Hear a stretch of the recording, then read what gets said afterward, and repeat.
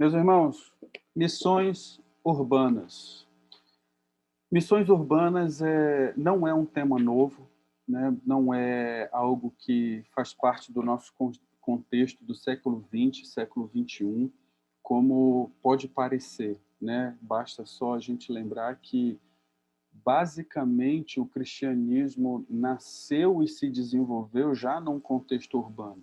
Claro, num contexto urbano diferente do nosso, daí sim, do século XXI, mas prioritariamente num contexto urbano, né? A questão ali de Jerusalém, na festa de Pentecostes, a descida do Espírito Santo, o desenvolvimento pelas cidades, o que o apóstolo Paulo fez nas cidades ali da Ásia Menor, todas cidades, né? O desenvolvimento da igreja primitiva, da igreja do primeiro século.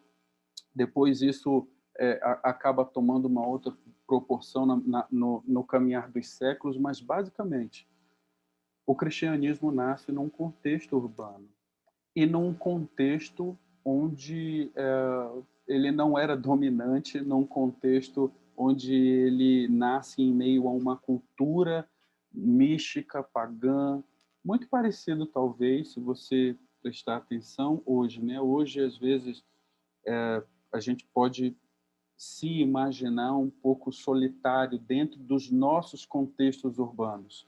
Eu estou querendo dizer com isso, dentro da sua faculdade, dentro do seu colégio, se você ainda faz colégio, cursinho, às vezes parece que a gente está meio sozinho ali, né? A gente está no meio de muitas tribos que não compartilham da nossa fé. Pois isso nunca foi um problema para o cristianismo, porque essa foi a realidade desde aqueles tempos do seu nascedouro, como a nova aliança registra para a gente nas páginas do Novo Testamento.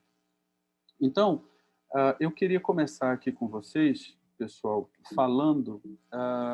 dando uma pequena introdução sobre missão e a vontade de Deus. Eu quero, nesse momento aqui, essa seria uma parte que, assim, facilmente nós poderíamos ficar aqui alguns dias mostrando na Bíblia como que missões não é algo que nós fazemos para Deus como um extra. É algo que Deus espera que nós façamos para Ele como seus filhos, como seus discípulos. É parte daquilo que nós somos como filhos e discípulos de Deus. Então, eu vou passar brevemente, a nossa introdução vai se deter brevemente em cima dessa parte. Queria mostrar aqui para vocês, já pedindo perdão pela brevidade que eu vou ter que lidar com essa introdução, com um tema tão importante. Mas vocês vão entender, vai fazer sentido para o nosso desenvolvimento da nossa palavra aqui. Antes disso, eu queria mais uma vez, aí onde você está, poder clamar a Deus por esse momento nosso. Vamos orar? Senhor, nosso Deus e Pai, ajuda-nos, Senhor, nesse momento, refletir sobre missões urbanas. Pai, eu peço a tua iluminação, a tua capacitação, porque eu não sou digno de estar aqui e tampouco tenho capacidade para fazer aquilo que só o teu Espírito pode, que é abençoar o teu povo. Por isso, ó Deus, eu te peço, no nome do Senhor Jesus, o nosso Senhor, teu Filho amado. Amém. Queridos, dentro dessa nossa introdução sobre missões e a vontade de Deus, quero mostrar rapidamente como na Bíblia, mais especificamente no Novo Testamento, existe um movimento missionário da igreja. Um movimento missionário. A igreja o tempo todo está se movendo em missões. Quando você olha para os evangelhos, basicamente, aliás, especialmente para o evangelho registrado por Lucas, é claramente exposto, Lucas faz questão de mostrar, ele vai contando a história do seu evangelho, mostrando a caminhada que o nosso Senhor faz da Galileia, passando por todas as cidades, Samaria, até chegar em Jerusalém. Uma caminhada missionária, né? Esse é um movimento que a gente pode começar a ver nos evangelhos. Também, se a gente olha para o livro para a segunda parte da obra de Lucas, que é o livro de Atos, a gente vai enxergar também novamente o movimento missionário. Eu coloquei Pentecostes aí, porque é ali onde a promessa do Pai, como o Senhor Jesus havia dito, acontece, né? O Espírito Santo desce, até para usar uma palavra que está muito no vocabulário moderno nosso, mas literalmente é uma boa palavra para ser usada nesse contexto. O Espírito Santo desce e empodera a sua igreja, ele capacita, enche de poder aqueles irmãos que estavam ali reunidos, e dali Pedro prega, e naquele momento ali o evangelho não só começa a se espalhar, nem em Jerusalém, mas para todo o mundo. Por exemplo, aquele era um momento em que as pessoas estavam indo a Jerusalém, prosélitos, judeus de todas as partes do mundo estavam indo para Jerusalém para celebrar aquela festa judaica chamada Pentecostes, e eles ouvem o evangelho, 3.000 se convertem e depois eles voltam para as suas casas, para os seus lares com esse evangelho. Então o evangelho já assumindo uma caminhada global. Mas o livro de Atos mesmo nos mostra essa caminhada missionária. Primeiro em Jerusalém, depois vem a perseguição, foi um meio pelo qual Deus faz com que os apóstolos e discípulos saiam de Jerusalém com o evangelho, pregando o evangelho e mostrando e anunciando a glória de Deus para além de Jerusalém e depois para um contexto internacional. Também nós vemos esse movimento missionário nas cartas, né? Nas cartas de Paulo. O próprio ministério do apóstolo Paulo é um ministério missionário, e isso aqui nem precisamos falar muito, né? Isso já é bastante claro. Isso já é bastante claro pela própria essência do ministério dele, né? Mas apenas para a gente lembrar aqui rapidinho, um dos propósitos da carta de Romanos, que o apóstolo Paulo escreve, é ele pedindo para ser enviado, ajuda para a igreja em Roma, para ser enviado para uma região chamada Espanha, né, que é literalmente aquela região ali da Europa Ocidental. Então, veja o movimento missionário. Também, lá na carta aos Coríntios, você vê ali, Coríntios ela era uma cidade cosmopolita, era uma cidade grande, uma cidade portuária, uma cidade onde o Espírito Santo estava derramando muitos dons ali, especialmente o dons de língua, chamado dons de língua. O apóstolo Paulo chega até a ter que orientar, organizar aquela igreja para saber lidar com esses dons, para que, como aquela era uma região portuária, muitos estrangeiros estavam ali, tinha uma rotação de pessoas ali na cidade para o mundo muito grande. Então, as pessoas estavam pregando o evangelho ali naquele contexto, novamente aí o movimento missionário. E também a evangelização em Apocalipse. Pô, mas como assim, Arquimedes? Lá nos primeiros capítulos do Apocalipse, quando o apóstolo João, ele vai receber ali a revelação da mensagem que o Senhor Jesus tem para as 7 igrejas do Apocalipse, lembra disso? Quando você leu lá, tem uma mensagem lá para a igreja de Éfeso. E lá na igreja de Éfeso, o Senhor Jesus, ele pega e diz assim, olha, é legal o que vocês estão fazendo, vocês têm boa doutrina, vocês odeiam os homens maus, vocês não permitem que falsos apóstolos venham aqui e fiquem no meio de vocês, joia. Mas eu tenho uma coisa contra vocês. Vocês perderam o primeiro amor. Vocês abandonaram o primeiro amor. E, irmãos, assim, isso é uma matéria muito profunda, um conteúdo muito legal que a gente poderia passar horas aqui falando sobre ele, mas resumindo, o que o Senhor Jesus falou com esse primeiro amor, e aqui eu vou seguir a maioria dos estudiosos, é claro que existem outras vertentes, mas a maioria dos estudiosos é aquela que eu acredito que seja a mais alinhada biblicamente, é que esse abandonar o primeiro amor é que a igreja de Éfeso, já na sua segunda geração de crentes, porque a primeira geração foi aquela que o apóstolo Paulo ajudou a criar, quando ele ajudou a plantar a igreja em Éfeso, era já uma geração que tinha perdido aquele amor voltado para Deus que os impulsionava em pregar o evangelho, em evangelizar, em fazer missões na cidade de Éfeso, que era uma cidade importante, talvez a cidade mais importante da Ásia Menor. Então as pessoas elas estavam guardando a boa doutrina, estavam mantendo pura ali o seu cantinho cristão, mas só. Ou seja, eles haviam se tornado administradores. O movimento missionário que estava impulsionando todo o Novo Testamento e que tinha feito eles nascerem ali em Éfeso, eles tinham parado e se tornaram bons administradores. Meus irmãos, quantas igrejas não tem acontecido isso hoje? Vamos cuidar do nosso cercado. Está tudo bem, nós temos uma boa escola dominical, nós temos um bom culto, nós temos uma boa comunidade, tá bom. Para que investir em missões? Para que chacoalhar os jovens a isso? Isso é um tema desagradável, é um tema que não atrai, é um tema que você precisa cobrar, é um tema que você precisa confrontar, porque missões está diretamente ligado a quem você é diante de Deus. Para que isso?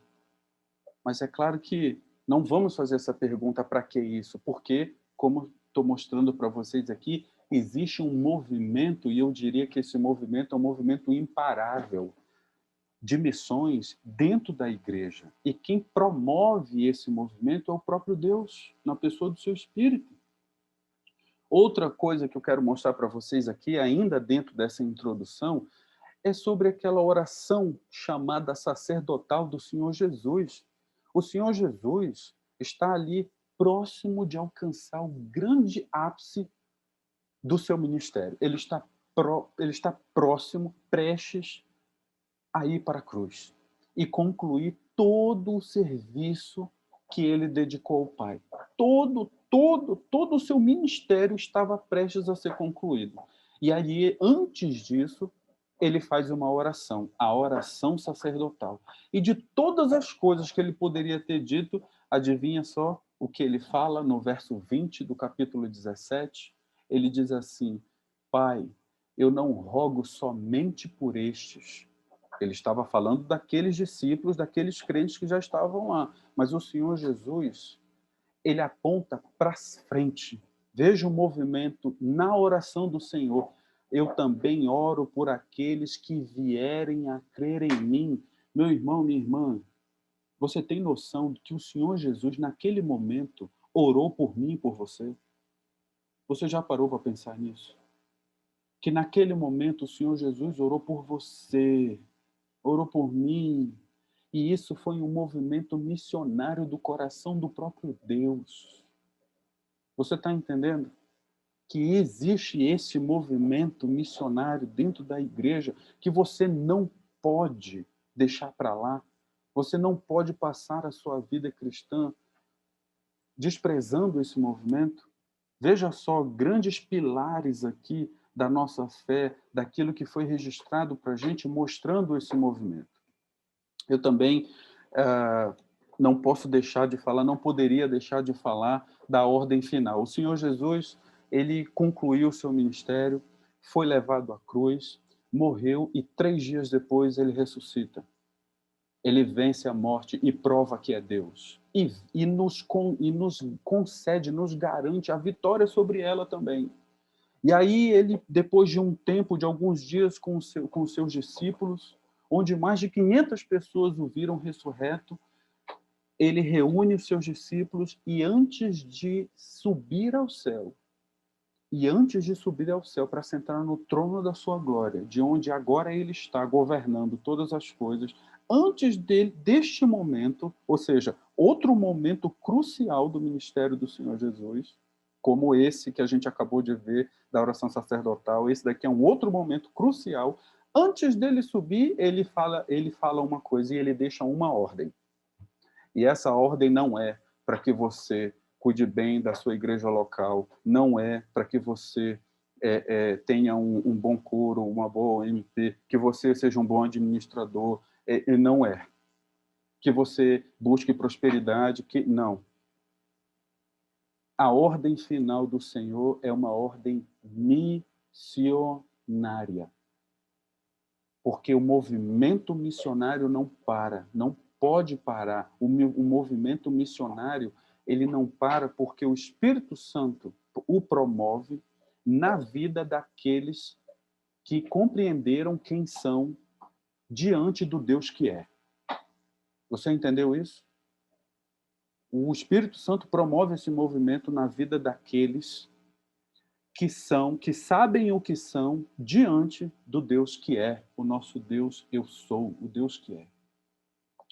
E você sabe que a ordem do Senhor Jesus foi essa: toda autoridade me foi dada nos céus e na terra. Ide, portanto, fazei discípulos de todas as nações, batizando-os em nome do Pai, do Filho e do Espírito Santo, ensinando-os a guardar todas as coisas que vos tenho ordenado, e eis que estou convosco todos os dias até a consumação dos séculos. Irmãos, isso daqui é poder. Poder que nós desprezamos, porque temos medo de missão, temos medo de missionar, como se nós não estivéssemos revestidos pelo poder que Jesus disse: todo o poder me foi dado, podem ir, eu garanto, eu sou o frente, eu mando. Eu mando. E outra, estarei convosco todos os dias, não de segunda a sexta, não na Semana Santa, todos os dias, inclusive na pandemia, sem distanciamento social para Jesus. E por que que nós desprezamos isso simplesmente, meus irmãos? Porque nós simplesmente desprezamos o que Jesus falou em Mateus 28:18. Deu uma ordem, e a sua ordem foi um movimento missionário. Depois eu vou voltar a tratar disso daqui rapidamente, porque tem uma informação importante aqui, mas vamos seguir. O nosso também eu gosto muito de falar sobre o testemunho missionário da igreja. Aqui, meus irmãos, existe uma enciclopédia sobre o registro missionário de irmãos nossos que na história serviram a Deus porque entenderam quem eram diante do Deus que é. E eu aqui selecionei apenas 2, com muito custo, porque são muitas boas frases desses irmãos que tem por aí. Eu trouxe aqui a frase do Dave Livingstone, que diz o seguinte: Deus tinha apenas um único filho e fez dele um missionário. Que frase, hein, meus irmãos? Dave Livingstone foi um missionário. É graças a ele que a África, especialmente o interior da África, foi descoberto e conhecido pelo mundo ocidental. Graças a ele. Foi um homem que conheceu as tribos e, conhecendo elas, desenvolveu seu trabalho como antropólogo, mas deixou ali todo o seu conhecimento a respeito do Evangelho. Veja que homem. Ele, no final da sua vida, prestes a morrer porque tinha pegado uma doença, se eu não me engano era malária, teve a oportunidade de voltar para a Europa e disse: não vou voltar. Ficarei aqui, e cumpriu com a sua missão. A missão dele era aquela. E veja a convicção de um homem para ter a compreensão de dizer que Deus teve apenas um único filho e fez dele um missionário. Completamente verdade. Veja outra voz aqui que ecoa dentro desse movimento missionário que aponta para a vontade de Deus, Jonathan Edwards. Jonathan Edwards é até hoje considerado a mente mais brilhante do século XX, a mente ocidental mais brilhante do século XX. Não é do cristianismo, não. É da humanidade. Jonathan Edwards, teólogo, pastor, que viveu os seus últimos anos da sua vida entre os índios, pregando o evangelho entre eles. Um homem extremamente capaz, que poderia, se quisesse, ter passado os últimos dias de sua vida, nas universidades dos Estados Unidos, de Londres, mas ele vai ser missionário entre os índios, porque ele entende o movimento missionário, entende que isso faz parte de quem ele é. E ele diz o seguinte: tudo o que dissemos será inútil se não for confirmado pelo que fazemos. Meus irmãos, não é possível, não é possível que você se diga um discípulo de Cristo, mas as pessoas não consigam ver Cristo em você. Você entende o que eu disse? A frase do Jonathan Edwards é exatamente isso, e eu creio que um pouco profética, porque ele disse o seguinte: tudo o que dissermos será inútil se não for confirmado pelo que fazemos. Eu acredito que hoje nós vivemos numa geração que fala muito e faz nada. E as pessoas já entenderam isso, você entende? As pessoas já entenderam isso. Quando você chega para uma pessoa que não conhece o Senhor Jesus, dizendo que é crente, você já perdeu 1000 pontos com ela. Porque o pessoal não aguenta mais hipocrisia, gente. Infelizmente, meus irmãos, poxa, mas que palavra pesada. Você me desculpe, mas eu não posso faltar com a verdade com você. Eu não poderia estar aqui desfrutando desse privilégio com vocês e me furtar a dizer isso, porque é verdade, meus irmãos. As pessoas não aguentam mais hipocrisia de religião, especialmente dos cristãos. As pessoas não aguentam mais ver o crente pagar de santo e aí depois ser preso numa lava-jato, ou então ver o pastor falar sobre alguma coisa e de repente ser descoberto uma traição dele. Isso está aí aos montes aí na nossa sociedade. Dentro as pessoas não aguentam mais ver essa questão de esse moralismo legalista que não expressa Jesus. E aí o outro extremo é aquela libertinagem, aquele relativismo que também não expressa Jesus. Não existe mais equilíbrio e isso é falta de missão. Vamos seguir aqui que eu já vou mostrar uma coisa para vocês. Missão é a disposição. Olha essa frase do irmão André. Diga-me onde você não pode ir como cristão, que eu lhe direi como entrar. Que eu lhe direi como entrar. Talvez eu não consiga lhe dizer como sair. Se você olha para aquela tribuzinho da sua faculdade e acha que não é possível levar Cristo até ali, é possível. Mas talvez isso envolva você demais. Talvez isso vai tomar horário do seu sábado à noite. Talvez isso vai tomar os seus dias da semana, porque aquelas pessoas vão perguntar para você sobre Cristo, vão questionar você. Exige disposição. Irmãos, vamos agora nos mover aqui, e agora eu preciso ir um pouquinho mais rápido. Eu quero mostrar para vocês que, enquanto existe esse movimento missionário, muitas vezes desprezado por nós, o mundo não brinca em serviço. Aqui eu não estou falando do mundo enquanto criação, aqui eu estou falando do mundo enquanto sistema de cultura, de entretenimento, de social, de política. O mundo não brinca e eu vou mostrar para você aqui exatamente isso. Você sabia que o mundo faz missões? O mundo faz missões. Deixa eu contar essa historinha para você aqui. Você sabe que isso daí é o pentagrama, né? É um dos símbolos do satanismo. Existe uma história de que um pastor tomou um avião, estava viajando, e ele estava sentado ali, tinha uma pessoa do lado dele, e ali na hora do servir o lanche, né? A pessoa veio, deixou ali o lanche para o pastor, deu para o cara negou o que estava sentado do lado do pastor. E aí o pastor viu depois que o cara negou a comida e depois fez ali meio que uma pose ali de oração.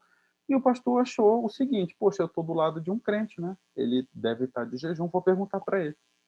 Aí depois, num dado momento ali, eles começaram uma conversa e tal, e aí chegou naquele momento, você é cristão, você é crente, tá? Notei que você recusou a comida aí, depois fez uma oração e tal. E o cara falou assim para ele: não, eu sou satanista. E realmente eu estou de jejum e estava orando aqui a Satanás para que os pastores caiam. Você entendeu a história? A pessoa que estava sentada do lado do pastor no avião, isso é uma história real, tá, gente? o que estava sentado do lado do pastor no avião era um satanista, um ministro satanista. E ele estava jejuando e orando a Satanás para que os pastores caiam. Qual foi a última vez que você e eu oramos e jejuamos para que os pastores tenham mais vigor, para que a igreja seja mais santa, para que... Qual foi? A gente precisa entender esse contraste, meus irmãos. Aqui tem uma outra historinha, muito conhecida, inclusive, talvez eu risco até de vocês conhecerem já. A história diz que existia um muro, né, e em cima desse muro tinha uma pessoa. De um lado do muro tinha um anjo, e esse anjo ele estava gritando, se esgoelando, pedindo para aquela pessoa descer dali para o lado dele. Do outro lado tinha um demônio. Só que o demônio estava de boa, sentado numa cadeira de praia, assim, tomando um drink, sem falar nada. E a pessoa meio indecisa. Então a cena é essa: a pessoa em cima do muro, o anjo do outro lado se esgoelando para a pessoa descer dali e vir para o lado dele, e o Satanás ali, o demônio do outro lado, sentado na cadeira, tranquilo, de boa, sem se esgoelar, sem falar nada. Qual é a moral da história? A moral da história é que ficar em cima do muro é estar do lado de Satanás. Por que eu estou contando isso para você? Porque não é possível você fazer missões em cima do muro. Hoje em dia, este em cima do muro chama-se politicamente correto. Não é possível você fazer missões sendo politicamente correto. Porque fazer missões implica em evangelizar, e evangelizar é essencialmente confrontar o pecado da pessoa que não conhece Jesus. Porque antes dela receber a boa nova, ela precisa compreender a má notícia. E a má notícia é essa, de que Deus é bom, eu e você somos maus. E que o Deus bom não pode conviver com pessoas más, a não ser que elas se arrependam, encontrem em Cristo a salvação e o perdão, e sejam aceitas de volta ao Pai. O mundo faz missões, e parte do sucesso desse mundo está nos números do aborto. Feminismo, todas essas militâncias de esquerda conseguiram um tal feito com a sua pregação missionária, que eu digo para você o seguinte: você está preocupado com o número de mortes de Covid? Pois o número de mortes da Covid não chega aos pés do número de mortes de bebês por aborto. Bebês que foram assassinados por aborto. Só no ano passado, 50 milhões. 50 milhões, procure os dados. 50 milhões de abortos no mundo. 50 milhões de crianças que foram mortas na barriga da sua mãe. Você sabia que nos Estados Unidos, em Nova York, tem uma lei que permite que a mãe aborte o filho com 7 meses? Parece que recentemente a lei foi mudada. A mãe, se quiser, pode abortar no 9º mês. Sendo que ao 3º mês, a criança já sente dor. Você sabia disso? Arquimedes, isso parece um filme de terror, sim, mas isso daí é lei, está acontecendo na nossa vida. E isso é fruto da pregação do mundo. Isso é fruto da inércia do cristianismo. Nós deveríamos ser a consciência do Estado. A igreja deveria ser a consciência do Estado. Não temos sido. Na Europa, na França, não existe praticamente mais, eles erradicaram crianças com síndrome de Down. Simplesmente não tem mais, não nasce. Isso é eugenia. Eu pergunto a você, a Europa é conhecida como um continente pós-cristão. A igreja se calou ali, pois agora está entregue ali às trevas aquele continente. Tudo isso está acontecendo nos Estados Unidos, ainda não aconteceu, mas está num franco processo. E eu digo o seguinte para você: isso vai acontecer aqui no Brasil. Não, Arquimedes, mas aqui no Brasil tem uma explosão aí, está tendo um avivamento. Não está tendo um avivamento, irmão. Avivamento não é algo que você produz, é algo que Deus manda. E quando Deus manda, Ele manda e faz direito. O avivamento vem com uma carga de santidade enorme. A sociedade muda, não é só as igrejas que mudam, a sociedade. Eu pergunto para você, a nossa sociedade tem melhorado em que nível? Em que ponto? Mas a nossa sociedade tem melhorado em que ponto? E sem falar também de toda a militância LGBT que tem conseguido calar muitos jovens como vocês a respeito do que eles pregam. Quantos aqui, não só aqui, mas quantos na comunidade dos jovens da igreja têm ainda coragem de dizer que homem é homem, mulher é mulher, e que a única forma de um relacionamento é entre o homem e a mulher, o diferente, para que haja complementariedade, porque essa é a vontade de Deus. Você teria coragem de falar isso na sua faculdade? Eu estou provocando vocês, gente, para que você entenda o sucesso da missão do mundo, para que você entenda a extensão daquilo que o mundo tem feito e daquilo que a igreja deixou de fazer. O mundo não faz absolutamente nada sem um propósito espiritual, meus irmãos. Talvez, alguns aqui achem muito agressivo aquilo que eu estou falando. Talvez aqui, eu não estou falando só aqui de vocês, não. Na minha realidade, na minha comunidade, eu já tive que lidar com isso. Por isso que eu estou falando. Uma certa feita, preguei sobre a vida e, obviamente, falei contra o aborto. Pois teve uma adolescente que veio comigo dizer que ela era a favor do aborto. Nasceu na igreja. Você entende a extensão da pregação do mundo? Séries, filmes, shows, videogame, tudo o que o mundo oferece para você tem um propósito espiritual. É por isso que você e eu devemos ser críticos e devemos estar preparados para abandonar o mundo se for preciso. Eu quero mostrar aqui para vocês os 3 pilares em que o mundo se apoia para fazer as suas missões: naturalismo, o secularismo e o progressismo. Esses são os 3 pilares em que o mundo se apoia para fazer as suas missões. O naturalismo é a maior religião do mundo. É o que é o dito como ciência, né? Você tem ouvido muito essa palavra agora. Graças à ciência nós vamos sair dessa. Graças à ciência, né? E o naturalismo não envolve só o cientificismo, ele envolve também a questão da evolução, né? E todas essas perspectivas afastam a ideia de um criador. E se não tem um criador, eu não tenho a quem prestar contas, eu não tenho que obedecer ninguém, eu não tenho que ser como alguém quer que eu seja. Você entende? Isso tem se tornado a maior religião do mundo. A maior religião do mundo não é o cristianismo, esqueça isso. Também não é o Islã. A maior religião do mundo é o naturalismo, que envolve aí cientificismo, envolve aí a questão da evolução. Essa é a maior religião do mundo. O secularismo é o maior projeto espiritual da humanidade.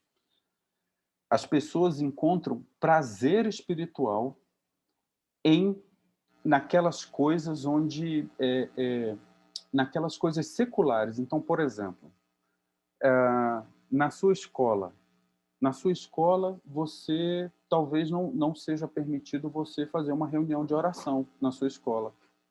Tamanho é o nível de secularismo que já esteve lá. Se fizer, é muito capaz que alguém chegue lá e acuse você de estar fazendo algo que o Estado proíbe. O Estado não proíbe, o Estado é laico. Ele não é um Estado ateu, né? Talvez lá talvez não, na Coreia do Norte não pode, porque é um Estado ateu. No Estado laico pode.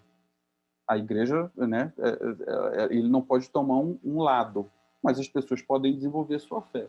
Mas o nível de secularismo é tão grande que essas dificuldades encontram e vieram para dentro da igreja. Hoje em dia, você, às vezes, vai fazer uma programação e vai formatar ela não com aqueles princípios bíblicos, mas se dá certo. Ah, não, olha, o pessoal gosta mais de uma palavra mais light, sabe, mais para cima, são jovens, estão precisando disso, sabe? Ou seja, você não está preocupado em saber qual é a teologia do discipulado, o que a Bíblia ensina sobre ser um discípulo. Não. O que eu preciso fazer é aquilo que qualquer coach do mundo secular faria, que é animar as pessoas, alimentar o seu ego, né? Então, isso é secularismo, isso é um projeto espiritual. E o progressismo, vocês já sabem, é o maior movimento apóstata do mundo, né? É aquilo que é agressivo, é aquilo que leva as pessoas para fora da fé. E aqui você tem todo, principalmente para vocês que estão na faculdade ou que vão entrar na faculdade, é ali que acontece. Existe um número, eu não vou arriscar falar aqui o número agora, porque talvez eu esteja com o número errado na cabeça.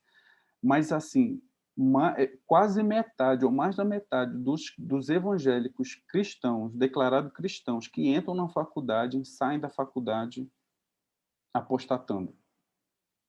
Você sabe disso, você que está lá dentro, você sabe o quanto é difícil viver a fé lá dentro. Então, 3 pilares das missões que fazem no mundo. Isso é importante você saber, sabe por quê? Para que você seja crítico, para que você saiba onde você está pisando. Esse é o primeiro passo para você poder fazer missão. Eu trouxe aqui uns exemplos, quero mostrar para vocês aí uns exemplos da missão que o mundo está fazendo agora. Vocês conhecem esse cara aí? Alguém, por favor, me responda, só para eu saber aí. Vocês conhecem esse cara? Não conhecem? Não? Graças a Deus, então, por isso. Né? Ninguém conhece o Lil Nas X, é o nome desse cara aí. Esse cara, gente, vocês não conhecem, graças a Deus, mas ele é muito famoso, mundialmente. E ele recentemente lançou esse tênis aí. Não é brincadeira, não é montagem. Ele fez isso nos Estados Unidos, lançou um tênis do diabo, um tênis de Satanás, porque é um tênis em que ele usa num clipe em que ele vem descendo do céu num polidense e ele cai no colo de Satanás e dança sensualmente no colo de Satanás. Você está vendo aí Lucas 10:18, é aquela passagem que fala que o Senhor Jesus fala, né? Eu vi Satanás sendo lançado do céu, e aí esse é o clipe dele, só que aí ele faz aquilo como numa chacota, né?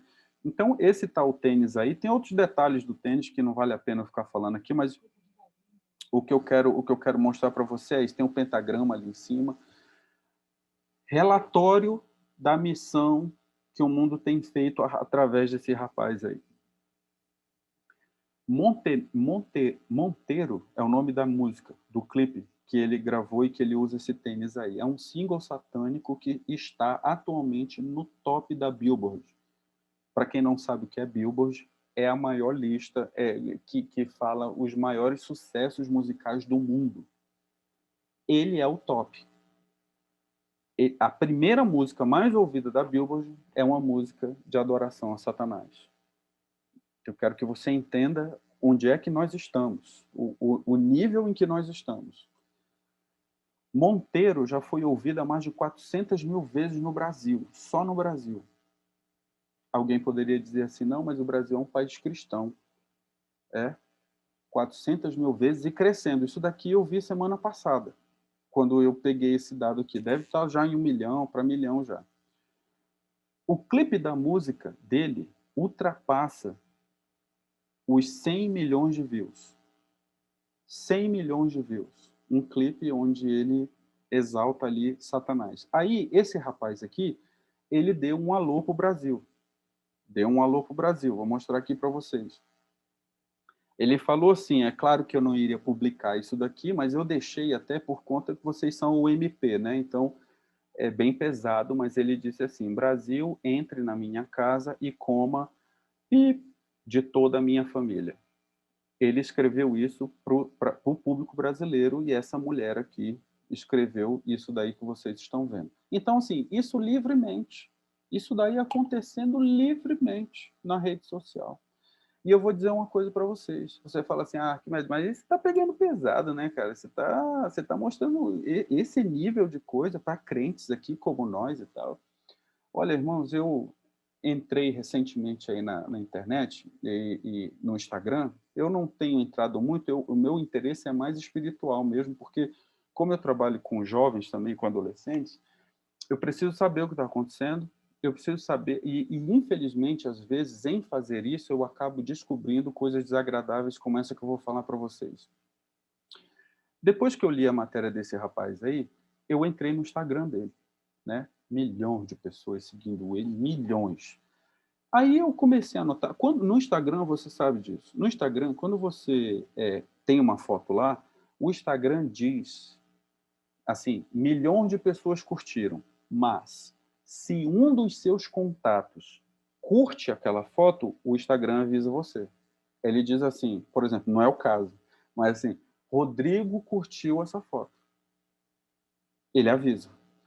E, para o meu desagrado, quando eu chego lá e vejo as fotos dele, que assim, não vejo, não vale a pena entrar lá, mas assim, são fotos nuas,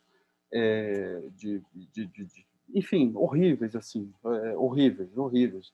Um cara meio nu, vestido de mulher, maquiado, em posições pornográficas, enfim. Esse é o nível da foto dele lá. E eu olhando essas fotos, e na que eu olhei lá, tinha um contato que eu conheço, que é de uma igreja, que se diz cristão, que na época em que eu o conheci, ele era presidente da OMP, curtindo. Aí eu vi uma, curtiu. Eu vi outra, curtiu. Aí eu comecei a ver, não é possível, ele pode ter se enganado, né? Assim, todas que eu vi, gente, curtidas. E eu fiquei me perguntando, por quê? Por quê? Aí você fala assim, pô, mas aí é extremo demais, né? Mas eu pergunto aqui entre vocês, aqui, quem está nos assistindo aqui. Isso, eu estou falando de agora, mas quantas vezes eu vi pessoas que eu conheço curtindo foto de influencer. Agora esse é o novo ídolo. É o novo ídolo, influencer. Curtindo influencer com poses, sabe? Que não expressam piedade cristã, que expressam vaidade, que, sabe, será que as pessoas não conseguem mais ter o senso crítico? Não, peraí, o que eu estou curtindo isso daqui? Eu estou curtindo isso daqui por quê? Por que eu estou curtindo a mulher você me desculpe a palavra, mas com a bunda para fora? Ou com os seios para fora? Ou o homem naquela posição imoral? Por que eu estou fazendo isso? Ou eu estou curtindo aqui a pessoa, de repente, numa bebedeira? Em que momento isso daqui me representa? Porque quando eu curto lá, é um coração, né? Eu estou dizendo que eu amei aquilo ali. Então, assim, isso está acontecendo, gente. Muitos jovens da UMP, da UPA, estão fazendo isso. Estão secularizados. Vocês entendem qual é o reflexo disso? O reflexo disso são 50 milhões de crianças que serão abortadas esse ano. Talvez mais. O reflexo disso é quando eles pegarem e aqui, vou mostrar aqui. O reflexo disso é isso daqui, ó. Isso daqui é o que está acontecendo nos Estados Unidos hoje. O Conselho de Educação da Califórnia votou recentemente, por unanimidade, para aprovar um currículo modelo de estudos étnicos para o uso em todas as escolas públicas do Estado.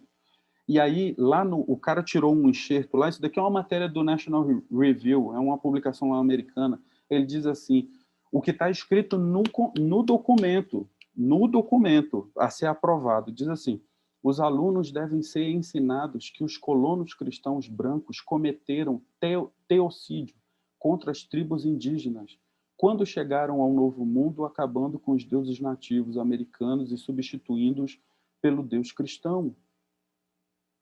Vão ensinar isso no colégio, mas não pode orar no colégio. Não pode ter cruz no colégio. Não pode ensinar sobre a reforma protestante no colégio. Mas vão fazer isso. E se você continua lendo o documento lá, eles dizem que o professor ele é orientado a repetir os ritos de adoração, de louvor que os povos pré-colombianos faziam em adoração aos seus deuses nativos. Ah, você está de brincadeira, Arquimedes. Não, não estou de brincadeira, é verdade. Você está entendendo o que dá ter a mente secularizada? Nós somos, meus irmãos, seguramente a geração mais fraca que o cristianismo já viu. Seguramente. Seguramente. Pela graça de Deus é que nós vamos passar para frente. Porque Jesus vai voltar. Olha o que acontece aqui no Brasil. Aqui no Brasil você já sabe como é que é. Aqui, porta dos fundos. Quantas pessoas dão ibope para esse pessoal? Pessoas que admiram o trabalho deles. Olha o escárnio que eles fazem. Ah, não, mas aquilo não, mas é bom desse lado aqui, né? Esse lado aqui é bom e tal. Isso nem deveria ser matéria de discussão. Você compra a missão deles, mas se você tentar fazer a sua com a deles, você vai ver a seriedade com que eles vão mostrar a você quem eles são. Ei, não vem com isso daqui para cá, não. Mas você aceita o lance deles. Muitos aceitam. Espero que aqui ninguém siga eles. Muitos aceitam. A coisa ficou tão enfraquecida, meu irmão, tão enfraquecida, que na maior procissão, vamos dizer assim, procissão dessa militância LGBT, eles fazem o que fazem. Tamanha é a falta de temor, tamanha é a falta. Eles não fazem isso, prestem atenção, eles não fazem isso por ódio, assim, de quem quer. Eles fazem isso porque não enxergam a seriedade daquilo que nós vivemos, não enxergam. Tanto isso é prova, e é tão confuso aquilo que nós, como igreja, temos passado para os de fora, que existe igreja inclusiva. Igreja onde são os homossexuais que dirigem a igreja.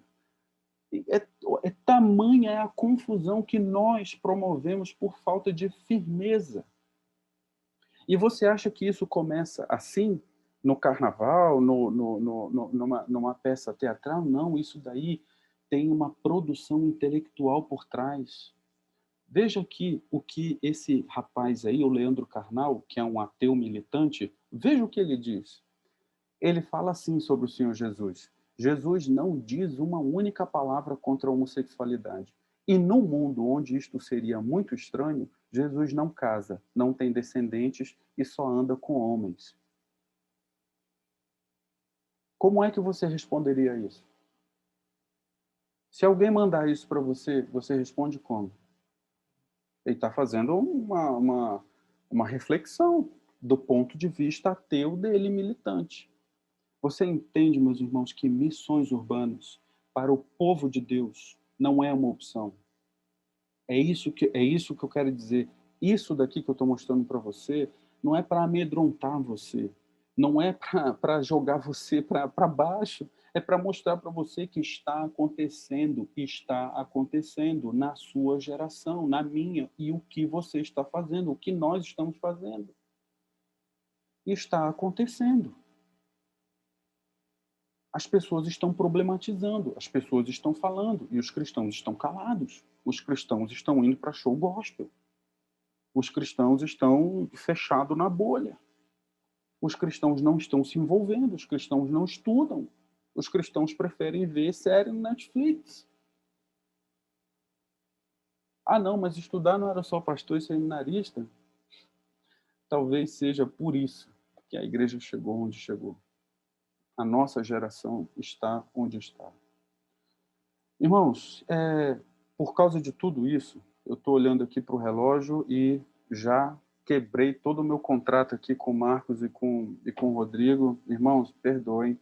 Se vocês quiserem aí me expulsar depois, façam. Mas deixa eu avançar aqui. Pode tocar aí, pode tocar. Obrigado, Marcos. Eu quero falar agora com vocês, aqui, mais rapidamente agora, a questão da identidade. A questão da identidade missionária. E eu quero combinar uma coisa com vocês aqui.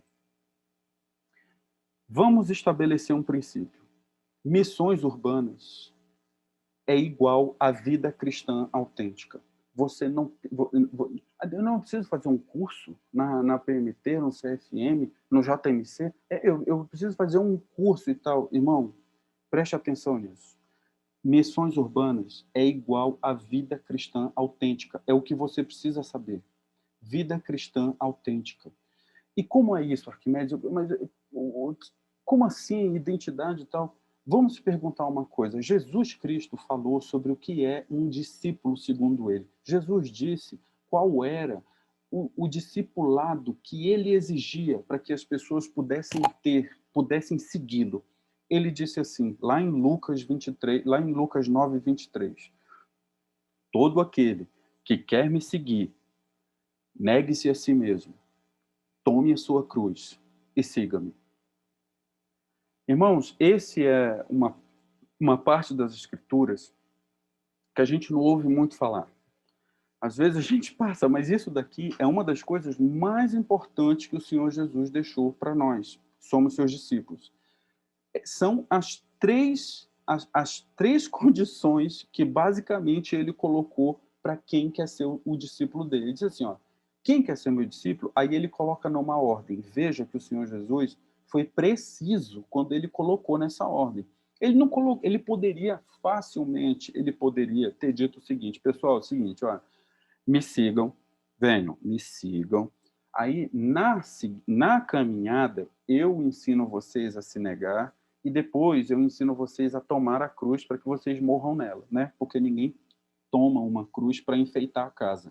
O Senhor Jesus diz, tome a sua cruz porque você está indo para a morte com ela. Jesus não fez isso. O Senhor Jesus intencionalmente disse que quem deveria segui-lo são essas pessoas que negam a si mesmo. Ah, meus irmãos, negar a si mesmo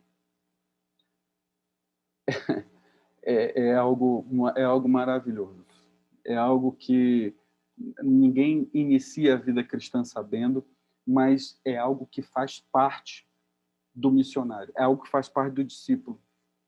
Como assim negar a si mesmo? Eu vou dar um exemplo para você. Eu conheci um cara, Andrew, que ele era um cristão perseguido. Eu trabalhei algum tempo na Missão Portas Abertas e eu conheci ele pessoalmente. Ele era um cristão perseguido, ele era um daqueles... Ele era o pastor da Universidade de Garissa, que o Boko Haram invadiu e matou mais de 300 cristãos lá.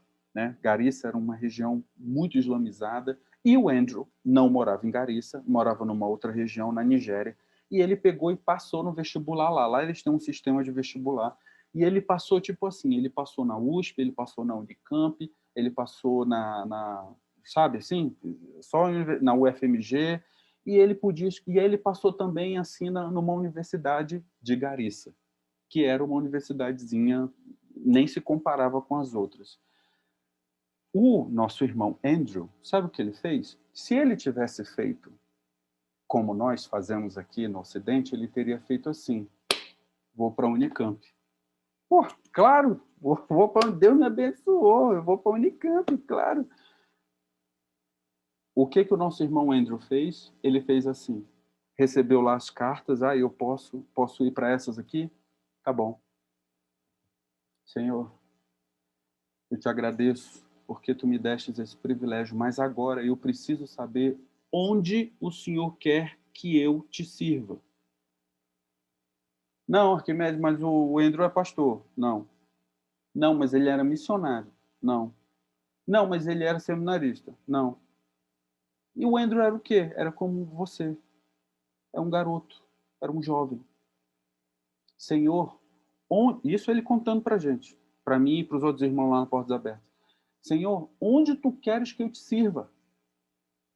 E sabe onde foi que o Senhor falou? Lá na Unicamp. Lá na USP. Não.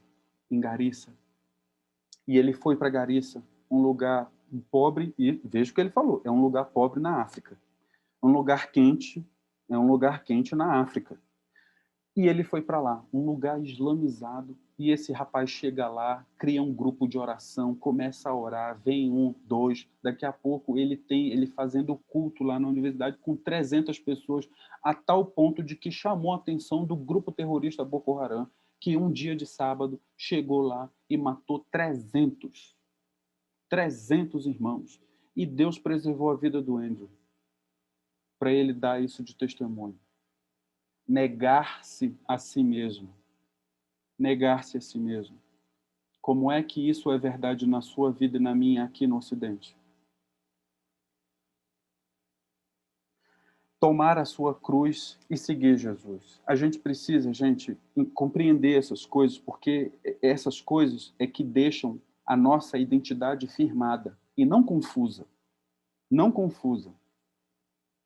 Eu quero mostrar que isso é possível na Bíblia. Isso daí que vocês estão vendo é a cidade de Tessalônica na época de Paulo. Era uma cidade, Tessalônica era uma cidade ali da região da Macedônia, assim, parecida, por exemplo, com uma São Paulo daqui do Sudeste. Era uma cidade cosmopolita, era uma cidade que reuniu povos de outras cidades que lá, quando Alexandre o Grande foi conquistando, ele foi destruindo e foi mandando essas pessoas para lá. Então, Tessalônica era uma cidade muito povoada de gente que pensava de muito diferente. E tinha uma igreja lá. Tinha uma igreja lá. O apóstolo Paulo plantou uma igreja lá, até coloquei aí Atos 17, de 1 a 9, é quando ele chega lá e os judeus de lá pegaram e falaram, e as outras pessoas que estavam lá em Tessalônica falam assim a respeito do apóstolo Paulo: chegou aí aqueles que estão transtornando o mundo. Olha que coisa bonita.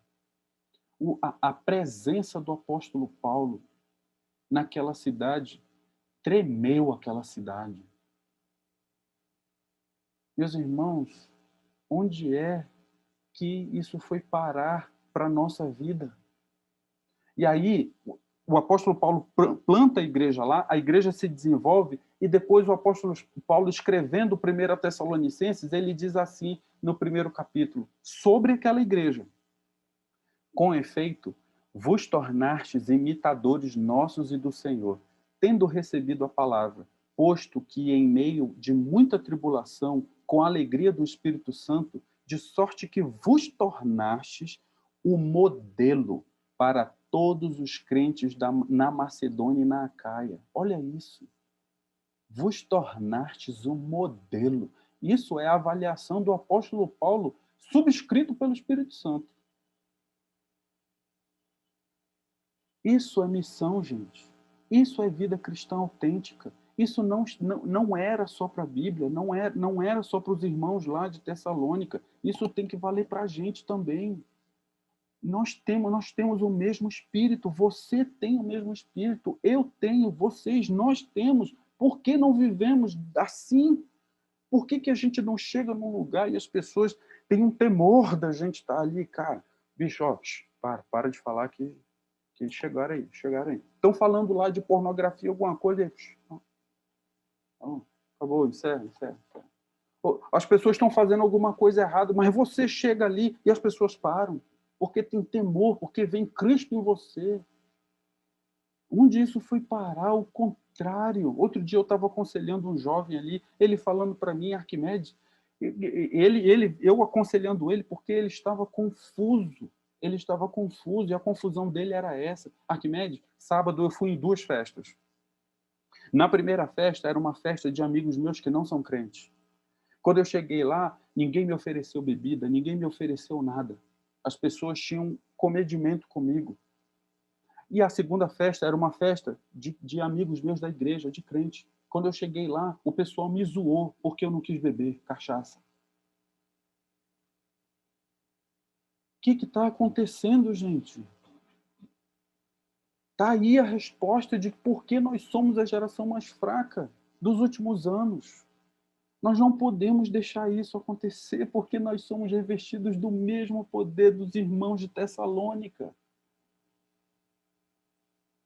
A nossa identidade cristã, agora, presta atenção nisso daqui, gente, lá em 1 Pedro, capítulo 2, verso 9, o apóstolo Pedro está escrevendo para uma igreja que está em perseguição, vai enfrentar uma perseguição tremenda. Ele escreve uma carta. Aí a gente poderia pensar como é que nós, hoje aqui, escreveríamos uma carta para alguém que está sofrendo. Olha, irmão, oh, que pena, puxa, olha, confia em Deus, tudo vai melhorar. Olha, não, o apóstolo Pedro escreva, fiquem firmes. Agora é que é a hora de dar o testemunho. Vocês são, verso 9, vós porém, os outros uma coisa, vós porém, sois raça eleita, sacerdócio real, nação santa, povo de propriedade exclusiva de Deus, a fim de proclamardes as virtudes daquele que vos chamou das trevas para a sua maravilhosa luz. O que isso significa? Identidade, missões urbanas igual à vida cristã autêntica. O que significa vós, porém, contraste lógico entre crentes e incrédulos? Existe um pensamento hoje herético, totalmente errado no nosso meio, que é o seguinte: a gente acha que para a gente pregar a Cristo para outra pessoa, a gente tem que ser igual a ela. A gente, não, se o cara fala palavrão, eu vou falar também, tem até uma Bíblia aí, freestyle. Não, a gente tem que falar a língua deles. Existe um contraste entre nós e os outros, tem que existir. Tem que existir. Nós temos a luz, os outros não. Você tem que chegar iluminando. Não o contrário. Você tem que apagar a sua luz e entrar na escuridão do outro. Não é assim que se faz missões. Raça eleita, posição elevada. Sacerdócio real, nós temos uma tarefa sacerdotal. Você, jovem, não tem tarefa ideológica. Para de querer ficar defendendo esquerda, direita, feminismo, machismo, coisa, isso, aquilo, outro. Você é crente. Você foi chamado para ser um sacerdote do Deus vivo. É isso que você tem que fazer. Você tem uma tarefa sacerdotal. Você é um arauto de Deus. Você tem que proclamar as verdades de Deus, não as suas, ou as de outro. Isso é fazer missões, gente. Isso é missões urbanas. E isso é viver de forma autêntica. Isso que se perdeu. Nação santa, você foi separado para o serviço.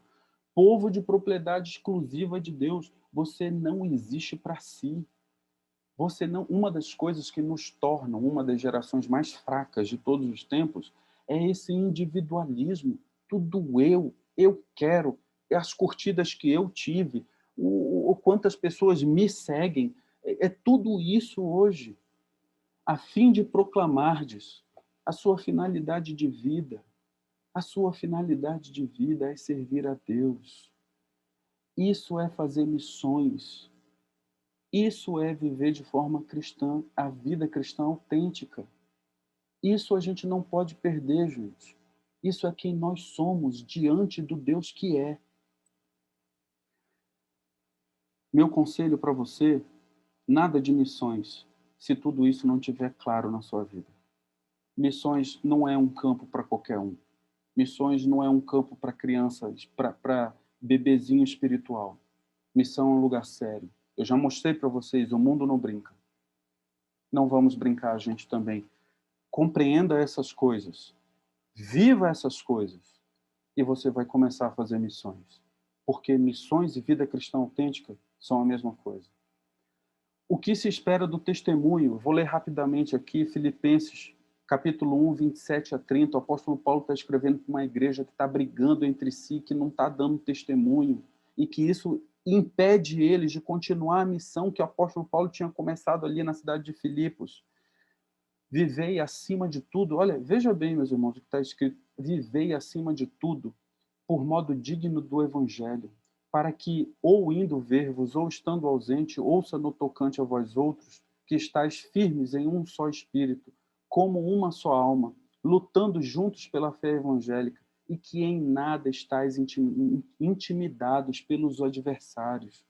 Veja isso, meus irmãos, em nada estáis intimidados pelos adversários, pois o que é para eles prova evidente de perdição é para vós outros de salvação. E isto da parte de Deus, porque vos foi concedida a graça de padecerdes por Cristo, e não somente de crerdes nele, pois tendes o mesmo combate que vistes em mim, e ainda agora ouvis que é meu. O apóstolo Paulo escreveu essa carta preso, estava preso. E a atitude que se espera de nós, verdadeiros cristãos e missionários de Deus na terra? 2 Coríntios, capítulo 10, versos 3 a 5, o apóstolo Paulo escrevendo para uma igreja que estava confusa em relação aos seus dons, uma igreja que era uma igreja portuária, que tinha um grande potencial missionário. Ele diz o seguinte: como vocês devem agir? Embora andando na carne, não militamos segundo a carne, porque as armas da nossa milícia não são carnais, e sim poderosas em Deus, para destruir fortalezas, anulando sofismas e toda altivez que se levante contra o conhecimento de Deus, e levando cativo todo o pensamento à obediência de Cristo. Então você viu que o apóstolo Paulo está falando ali para os crentes? Na verdade, uma análise aqui do grego, o que o apóstolo Paulo está dizendo aqui, gente, nesses versículos é o seguinte: vocês têm que pegar aqueles pensamentos que se levantam contra Deus e colocá-los no chão. Porque vocês têm a verdade e o mundo tem a mentira. Vocês têm a luz, o mundo tem as trevas. O que se espera disso? Aqueles pensamentos que se levantam contra Deus, coloque-os no chão. Essa é a fé bíblica, fé corajosa, fé empolgante, a fé que serve, a fé que não tem medo, a fé autêntica. É isso que se espera de mim e de você em missões. E não que a gente se cale. E não que a gente se cale ao politicamente correto. Não assim.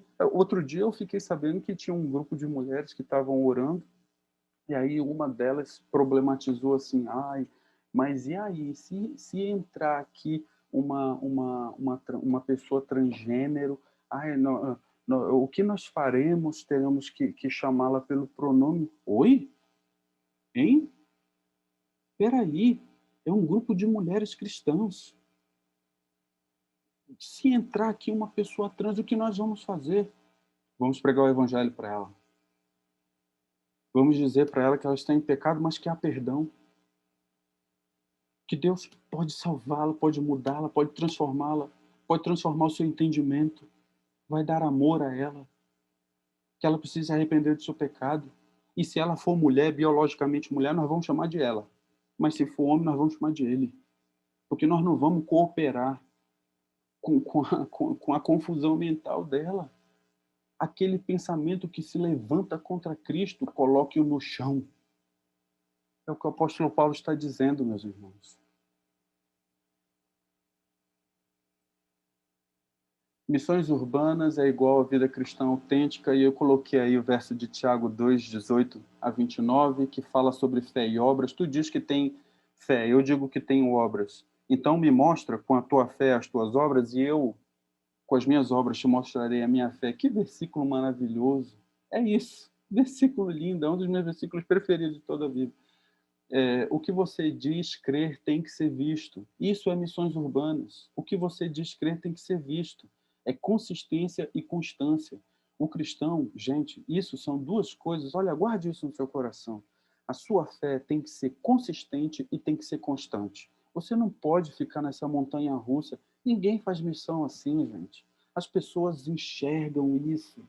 As pessoas enxergam quem você é. E é por estar enxergando isso. A pessoa é assim no domingo, né?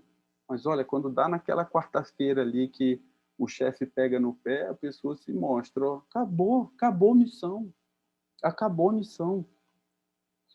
E agora aqui nessa parte final nossa, eu quero mostrar para vocês a importância da comunidade, de vocês com a igreja para missões urbanas. E aí aqui eu coloquei, vou passar rapidinho aqui, porque essa parte aqui de Atos é aquela parte, logo depois que Pedro prega o sermão dele, que 3.000 se convertem, a Bíblia começa a mostrar para a gente qual foi a igreja que se desenvolveu ali. E aí, algumas coisas aqui, olha, deixa eu sumir aqui para mostrar para vocês. E perseveravam na doutrina dos apóstolos. A gente persevera numa doutrina, gente. A gente não persevera dentro de pensamento dos outros. No partir do pão e nas orações, em cada alma havia temor. A gente tem que aprender a andar com temor diante de Deus. Todos os que creram estavam juntos. Grande parte, gente, daquilo que não motiva a gente em missões é porque, às vezes, eu não sei vocês, eu tomara que não, mas assim, às vezes eu vejo essa dificuldade aqui na minha comunidade. Às vezes, as pessoas dos jovens da igreja não são amigos entre si. Eles são amigos ali, naquela hora, mas não são amigos entre si. Isso é ruim, porque você não se fortalece dessa forma. Diariamente perseveravam unânimes. A gente fica junto, mas não fica junto para tomar cachaça, como foi o esquema lá do menino que eu falei que estava aconselhando. A gente fica junto porque a gente persevera junto. Quando um está se sentindo mal, o outro chega lá, ora junto. faz estudo bíblico junto, se diverte junto de maneira santa, contando com a simpatia do todo o povo. Aquilo que eu falei para vocês, sabe? Hoje, assim, existe uma antipatia com o crente, e eu vou dizer uma coisa para você, não é por causa do evangelho, não. Não é por causa do evangelho. É claro que uma hora ou outra você vai pregar o evangelho fiel e a pessoa vai querer fugir de você, vai ter raiva de você, mas essa antipatia geral não é por causa do evangelho, não. Essa antipatia geral é por causa do nosso testemunho, às vezes de hipocrisia, às vezes de legalismo, você entendeu? Às vezes de moralismo só, sem graça. Acrescentava-lhes o Senhor dia a dia os que iam sendo salvos. Ou seja, gente, quando a igreja se comporta de acordo com a sua identidade, Deus vai acrescentando. Ele acrescenta novos irmãos, ele acrescenta novas missões, ele acrescenta novos recursos, ele acrescenta novo ânimo. Viva a sua vida cristã de forma autêntica, conforme a Bíblia tem nos mostrado até aqui, e você vai fazer missões urbanas. E se você fizer isso em comunidade, se a igreja se unir para esse propósito, para se alinhar com esse movimento bíblico de missões, virão novos irmãos, virão novas missões, virá recurso, virá ânimo. Agora, por que Deus mandaria todas essas coisas para um lugar que não tem um movimento? Você entende a importância disso? Fazer missão, o que é essa missão que a gente tem que fazer? Aqui eu quero mostrar para vocês que o entendimento lá de Mateus 28, 18, não é aquele do id, né? Porque o que Jesus disse ali para a gente era que a gente tinha que fazer discípulos. E você, para fazer discípulos, precisa saber fazer discípulos, pregando o evangelho. Então, assim, eu me lembro de uma vez, eu estava começando na minha caminhada cristã, e eu e a minha esposa, a gente foi num negócio chamado o Dia da Evangelização Global. É um movimento que existe aí até hoje. As pessoas saem pela rua, diz que pregando o evangelho, mas é mentira, não é verdade. Ninguém prega o evangelho ali, pelo menos no ano que eu participei, tomara que tenha mudado. No ano que eu participei, o Dia da Evangelização Global foi o dia de distribuir Bíblia e folhetinho, e de dizer Jesus te ama. Olha, sinceramente, gente, se você faz isso, não faça mais. Você não prega o evangelho quando diz Jesus te ama. Jesus te ama não é o evangelho. Jesus te ama. Ah, legal. Legal, legal. Olha, o tio Patinhas te ama. Que legal. O Buda te ama. Legal, cara. Quem não gosta de ser amado? Todo mundo gosta de ser amado. Jesus te ama não é o evangelho. Você não vai pregar o evangelho com sentimentalismo, com cuticute, com essas coisinhas. O evangelho é uma mensagem da parte de Deus. É uma mensagem fiel, não é uma mensagem sua. É uma mensagem da parte de Deus, é uma convocação. Ninguém convida a pessoa para vir a Cristo. Você sabia disso? A ideia do evangelho é uma convocação. Deus convoca os homens ao arrependimento. Deus suportou por muito tempo a ignorância dos homens, mas agora mandou Jesus. E agora existe uma mensagem. Então agora Deus convoca os homens ao arrependimento. Esse é o sentido. Esse é o sentido de você ser um arauto de Deus. O arauto é uma figura da realeza que ele falava em nome do rei. Você fala em nome do rei, só que esse rei é Deus. Entende? Olha o que um irmão aqui precioso diz para a gente, o John Murray.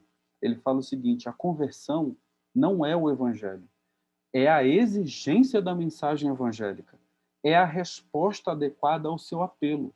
A mudança de nossas mentes e corações pressupõe a reconciliação. Olha, precioso isso. Ou seja, seja fiel na mensagem do evangelho. E aqui a gente teria que parar e entrar num outro tema, que é como pregar o evangelho. E a gente não vai fazer isso agora, mas basicamente assim, na sua mensagem do evangelho, é muito importante que tenha o cordão sagrado, né, a narrativa sagrada. Criação, queda, redenção e consumação. Deus criou todas as coisas boas, o homem pecou, mas Deus proveu a redenção e nós viveremos com ele na glória. E isso tem que estar, isso faz parte da mensagem. E aqui, só para a gente terminar, 1 Coríntios, né, de 1 a 23 e 24, diz, né, que a mensagem, né, tanto os judeus pedem alguma coisa, os gregos pedem outra, mas nós pregamos a Cristo, que é escândalo para os judeus, é loucura para os gentios, mas que para todos que foram chamados, tanto os judeus como gregos, é o poder de Deus e sabedoria de Deus. Ou seja, irmão, não tenha medo de querer agradar a um ou a outro. Simplesmente vá lá e pregue a mensagem fiel. É possível você fazer isso. E eu quero finalizar mostrando para você algo que a gente fez aqui. Peço licença para mostrar algo que nós fizemos aqui na igreja, que talvez seja uma forma de você ver, é possível a gente fazer. Às vezes eu vi aquele videozinho, tem um videozinho que passa mostrando um grupo de irmãos assim no sinal, né? E aí eles vão montando uma caixinha, aí no final aparece assim, Jesus te ama, né? Pô, é legal aquilo ali, bacana, né? Mas, cara, a pessoa às vezes sai dali com Jesus te ama, a mensagem não ativa, não vai ativar, né? Porque Jesus te ama não é a mensagem, não é o evangelho, nem aponta para o evangelho. Então, quando a gente fez uma viagem local aqui missionária, a gente faz umas viagens missionárias para fora, mas teve um ano que a gente fez aqui. E aí, a gente fez assim, olha, eu vou mostrar para vocês aqui. A gente foi para o Sinal, nós fomos para o Sinal aqui da Avenida Vergueiro e a gente fez uma pergunta. Muitos carros passam ali, mais de 500 carros passam ali por minuto, e a gente perguntou isso daí que vocês estão vendo. Como Deus, que é santo e justo, pode conviver com um pecador como eu e você, sem deixar de ser santo e justo? Isso é uma pergunta provocativa. Porque as pessoas têm a ideia de que Deus é santo, de que a gente é pecador, a gente falha, né? E aí, depois de um tempo assim, as pessoas se movimentavam e aí a palavra se formava e ficava assim: Deus, que é santo e justo, pode conviver com um pecador como eu e você pela mediação exclusiva de Jesus Cristo. Creia. E aí entrava o versículo: arrependei-vos e cada um de vós seja batizado em nome de Jesus Cristo para o perdão dos pecados. Ou seja, é possível, gente. Você pode ser criativo, você pode fazer missões urbanas de uma forma moderna, com a nossa pegada do século XXI, indo para a rua, mas sem abrir mão da teologia bíblica. É possível fazer isso. E aqui eu vou encerrar aqui o compartilhamento para poder olhar para vocês e finalizar dizendo assim: o que eu pretendi mostrar aqui, irmãos, é o seguinte: a coisa é séria. Missões urbanas não é algo que você vai fazer uma vez por semestre, não é algo que você vai fazer num fim de semana, de 9 a meio-dia, e depois você volta para sua casa. Não pode ser isso. Por quê? Porque missões urbanas têm a ver com quem você é, com a sua vida, com a sua autenticidade diante do Deus que é, do nosso Deus, do eu sou, do grande eu sou. Por isso, o meu desejo é que você perceba o seguinte: você é crente, você é filho de Deus, você tem o Espírito de Deus, igualzinho os irmãos de Tessalônica. Você pode, não por causa de você, mas por causa de quem habita em você, viver uma vida cristã, negar a si mesmo, tomar a sua cruz, viver para a honra e glória de Deus. Você pode fazer isso, então faça. Faça na sua faculdade, faça no seu trabalho. Não seja como os outros. Vós, porém, vocês são diferentes, têm uma posição elevada. Cristo conquistou isso para vocês. Então façam. É possível. Missões urbanas não é um curso que você vai fazer. É quem você é diante de Deus, diante do Deus que é. Minha oração, peço para fazer uma oração agora, mas é que Deus os abençoe, os irmãos da Quinta de Suzano, para que vocês entendam a seriedade de missões, que o mundo faz missões e ele não brinca, e que a Bíblia fala de um movimento missionário. E esse movimento missionário, ele está alinhado com a identidade cristã. São duas coisas, não se separam. Isso não foi reservado para mim, nem só para o Rodrigo, nem para o pastor Eliezer. Isso tem a ver com quem você é. Você é um filho, uma filha amada de Deus. Viva autenticamente, viva de forma autêntica e você fará missões. Certeza absoluta, você fará missões. Vamos orar, meus irmãos? Senhor Deus, eu te louvo, Pai, por esse momento, te agradeço porque a tua palavra é tão rica, ó Deus, e um assunto que nós facilmente aqui poderíamos entrar noite afora falando sobre o movimento missionário, sobre nossa identidade cristã, sobre quem nós devemos ser diante do Senhor. Deus, eu te peço que aqui nesse grupo, nas pessoas que estão assistindo o que foi exposto aqui, que o teu Espírito, ó Pai, levante verdadeiros missionários, ó Deus, verdadeiros cristãos que vão colocar no chão aqueles pensamentos que se levantam contra a tua santidade, ó Pai, e que nesse movimento Cristo seja pregado, seja exaltado, vidas sejam convertidas, ó Deus, e o teu reino avance, Pai, até que o Senhor volte. Nós estamos clamando aqui, ó Deus, pelo teu poder, pela tua intervenção, Pai, porque nós reconhecemos que estamos muito aquém daquilo que nós deveríamos ser e deveríamos viver diante do Espírito que habita em nós. Por isso nos perdoa, tem misericórdia de nós. É o que nós te pedimos, ó Deus, em nome do Senhor Jesus Cristo, teu Filho amado. Amém. Meus irmãos, me desculpem aí, eu passei bastante do tempo combinado, mas é que o assunto realmente eu prometo, da próxima vez eu vou reduzir mais. Rodrigão, desculpa, Marcos, desculpa, olha, obrigado, agradeço mais uma vez o privilégio, viu? Espero, de alguma forma, ter contribuído com vocês hoje à noite. Na verdade, a gente tem que agradecer, realmente eu tô impactado assim mesmo com o tema, cara, e Deus continue usando a sua vida mesmo, muito assim, porque de fato isso serviu muito, assim como serviu para mim, eu tenho certeza que serviu para muitas pessoas que estão assistindo a gente agora. Amém. Eu fiquei muito impactado mesmo, que quando a gente fala em missões, a gente tende a ter aquela ideia de que missões é o missionário que vai lá e prega a palavra lá na África, né? É o missionário que vai e faz um serviço social lá na favela. Mas isso, quando a gente fala de missões urbanas, isso vai muito além, né? A gente está falando aqui de um grupo social que está do meu lado, da minha faculdade, né? Isso vai muito além daquilo que a gente imagina. E eu fiquei muito impactado porque quando a gente fala da missão do mundo, né? Cara, realmente eles não param, né? Realmente eles estão fazendo, eles estão correndo, eles estão avançando, e a gente vê que de fato a nossa geração mesmo, a gente tem vivenciado isso, talvez seja uma das mais fracas mesmo, né?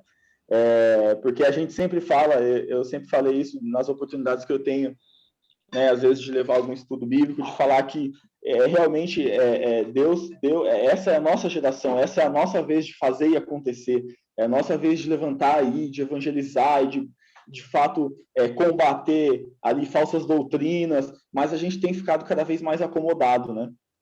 Então, eu tinha muitas perguntas, primeiramente eu queria saber, queria agradecer mais uma vez, tá, Arquimedes, dizer, cara, realmente muito obrigado, e eu espero que a gente possa convidar você mais algumas vezes para a gente continuar esse papo aí, cara, que foi muito legal.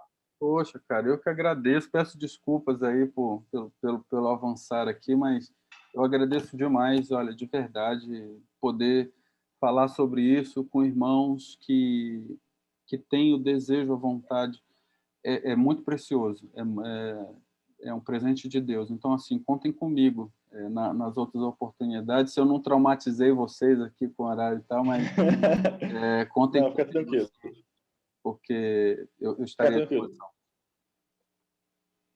Eu queria saber se alguém quer perguntar alguma coisa, e alguém quiser abrir os microfones aí e fazer uma pergunta.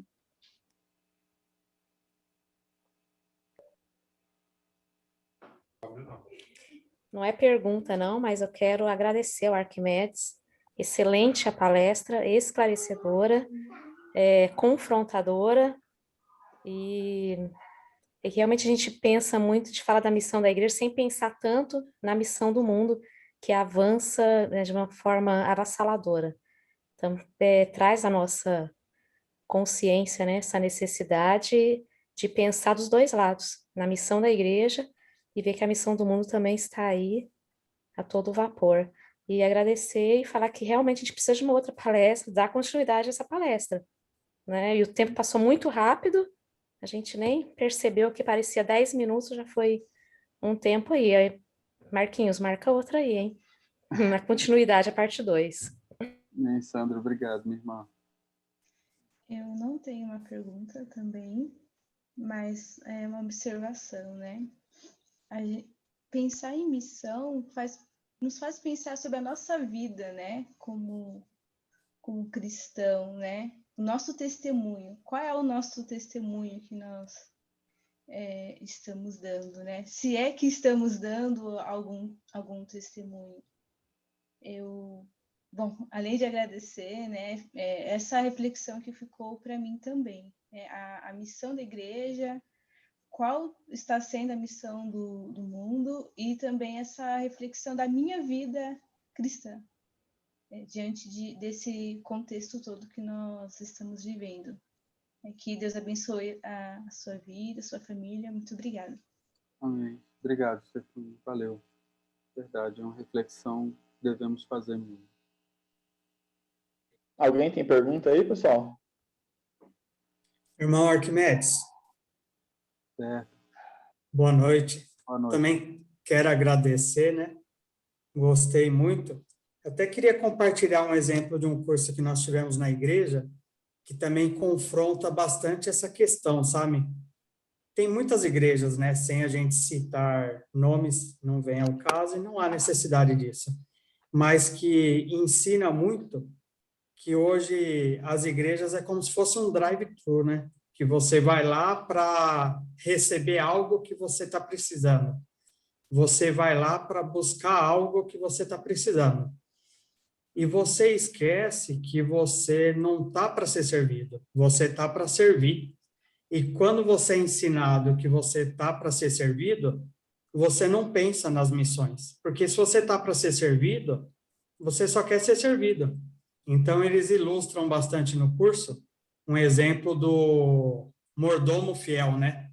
Muitas vezes nós tratamos Deus como nosso mordomo e nós esquecemos que, na verdade, nós somos o mordomo de Deus. Quando Ele nos resgata, nós somos agraciados, nós somos o mordomo de Deus.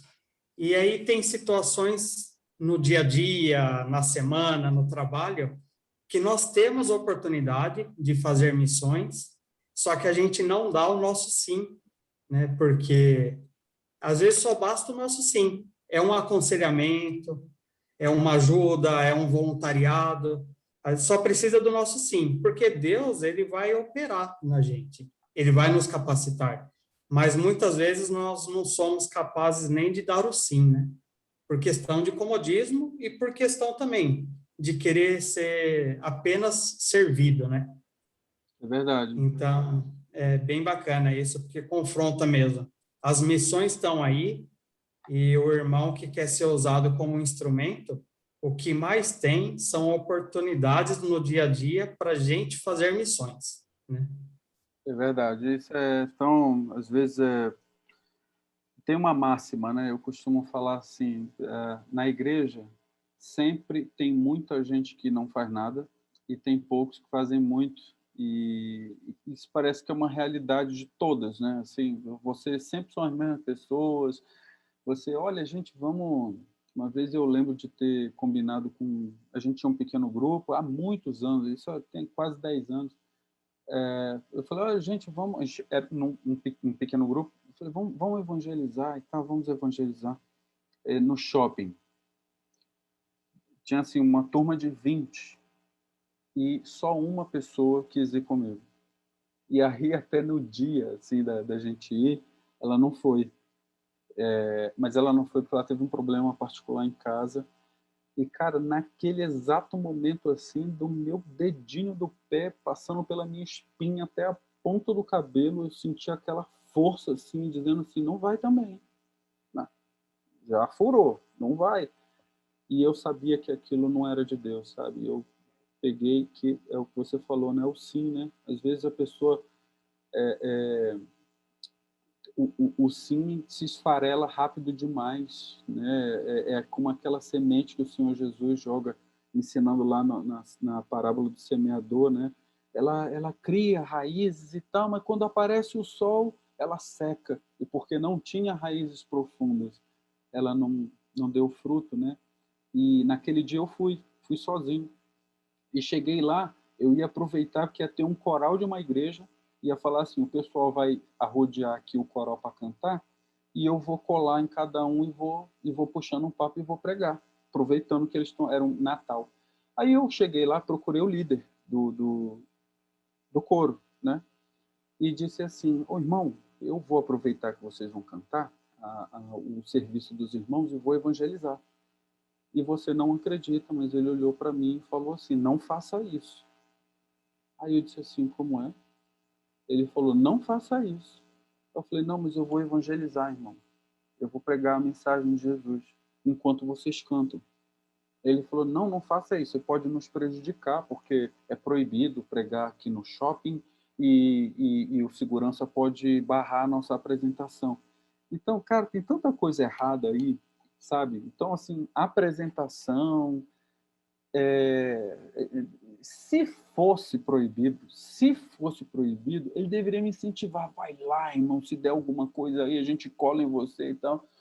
Então, assim, esse é o nível, né, que a gente está. Isso me preocupa bastante, porque Cristo deixa de receber a glória dele jamais será tirada, aumentada ou diminuída, mas nesse sentido de como a gente pode expressar a glória dele, nesse sentido de dar a glória a ele, nós não temos feito, não tem acontecido.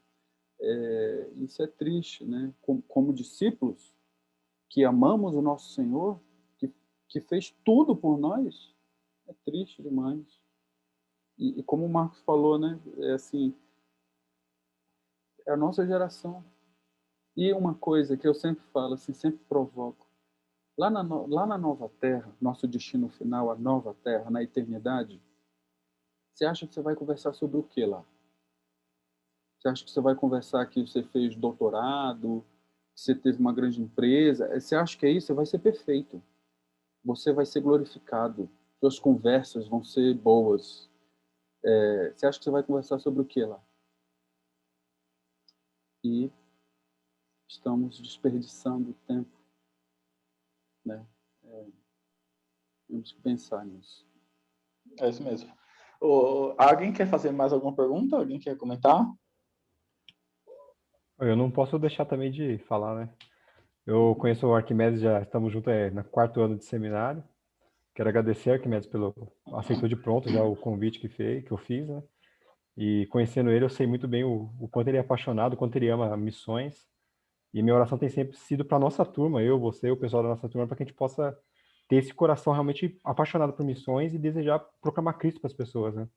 Então que Deus nos dê sempre esse desejo para nós e que essa geração também de jovens que tá vendo que serão os futuros líderes da igreja, que possa ter esse coração desejoso por missões, saber que as missões estão sendo feitas lá fora, pelo mundo, pregando o tempo todo e que nem o Arquimedes mesmo salientou, de uma maneira bem feroz, e que também nós possamos responder à altura com o evangelho, que o evangelho ele é o poder de Deus, não é o poder nosso, mas o poder de Deus. Então, muito obrigado, Arquimedes, tenho certeza que a nossa igreja vai receber bem essa palavra e nós vamos trabalhar muito bem com relação a missões também, se Deus quiser. Amém, irmão. Amém. Eu que agradeço muito. Eu tenho pergunta, tá? Eu tenho pergunta, sim.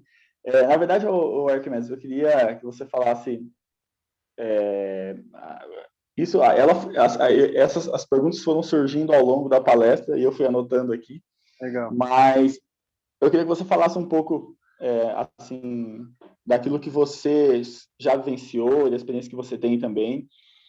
Como que a gente faz assim, a gente falou muito, né, a respeito de o mundo ter a sua missão e ela tá avançando, e a gente vê que, de fato, eles não têm muitas barreiras, né?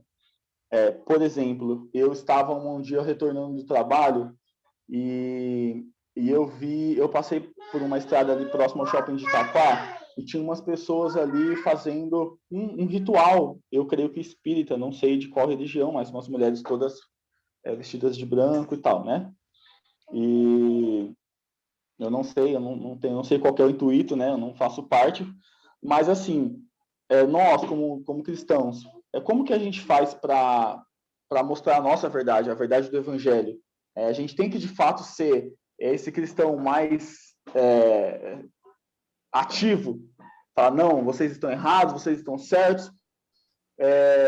A gente tem que mostrar de fato que nosso Evangelho existe uma seriedade nisso, né? Em crer em Deus e existe a verdade do Evangelho também. Ou como que você enxerga isso? Assim, a gente bate mesmo? Ou tem toda uma técnica ou não? É chegar com o Evangelho e pronto, toma. Boa pergunta, Marcos. Legal. Não, por exemplo, nesse caso que você falou aí, as mulheres estavam ali num ritual de espiritismo ou de umbanda, enfim, tal. E o que eu faço? Nada. Você passa, vai para sua casa, deixa as mulheres lá. E se de repente uma dessas mulheres você conhece, aí é a questão. Agora começa. Olha, passei por um lugar e vi aquela minha amiga de classe, aquela minha vizinha, aquela num ritual ali de magia que estava ali. Eu conheço ela, mas eu não sabia que ela fazia isso. Aí o que você vai fazer? Você vai se aproximar dela, né? Você vai se aproximar dela, vai criar um laço de relacionamento com ela, de amizade, vai pregar o evangelho a ela, vai de repente chegar e dizer o seguinte: olha, Maria, outro dia eu passei ali, você num lugar ali, você estava de branco com outras mulheres e achei interessante aquilo ali, eu queria saber o que você estava fazendo, deixa ela falar. Deixa ela falar. Não fica com aquela postura de crente assim, sabe? Como se aquilo fosse impossível, sabe? E você é um anjo que desceu da Assembleia de Deus e não pode nem conceber aquilo. Para com isso. Para. Sabe? Seja. Eu acho, assim, cara, como eu vejo na Bíblia, é que a gente foi refeito por Deus, a gente tem a verdade, a luz, a gente é capaz de lidar com as trevas. Nós somos capazes, com inteligência. Com inteligência. Então, Maria, achei interessante aquilo ali. Me conta aí, você tem religião? Então, não sabia que você tinha. Ela falou, não, sim, eu sou da Umbanda, e aquilo ali era um movimento nosso e tal, que a gente estava fazendo. Eu falei, olha só, e aquilo ali é um tipo de adoração, então vai conversando, deixa ela falar, entende. Você tem que entender a cosmovisão da pessoa, você tem que entender como é que a pessoa enxerga o mundo, para que você possa reconstruir o mundo dela. Aliás, você não vai fazer isso, me desculpe. Não é você que vai fazer isso. Mas você precisa entender a forma como ela enxerga o mundo para você oferecer da melhor forma o Evangelho. O Evangelho, às vezes, ali nessa questão, vamos pegar a Maria aqui, ela está ali e tal, aí você fala assim, olha Maria, você sabe que eu sou cristã? Né? Assim, isso é uma coisa. Identifique, você é crente. Você não é secreto. Nem na Coreia do Norte. Na Coreia do Norte, eu até admito uma pessoa ser crente secreta, porque ali o bicho pega. Mas nem ali as pessoas, às vezes, se deixam ser muito secretas. Então, aqui no Brasil, às vezes, as pessoas querem ser crente secreto. Eles assim, você é crente. Diga de quem você é filho. As pessoas têm que saber que você é discípulo de Cristo. Aí eu falei assim, não, porque, digamos que ela não soubesse. Não, porque eu sou cristã, e é interessante que a forma como a gente presta esse relacionamento com o nosso Deus é através de uma ceia. Tem os elementos também de, olha isso, você está criando um diálogo. Você está criando, você não está aceitando o que ela está falando, você está sendo inteligente. Você está sendo inteligente com um propósito.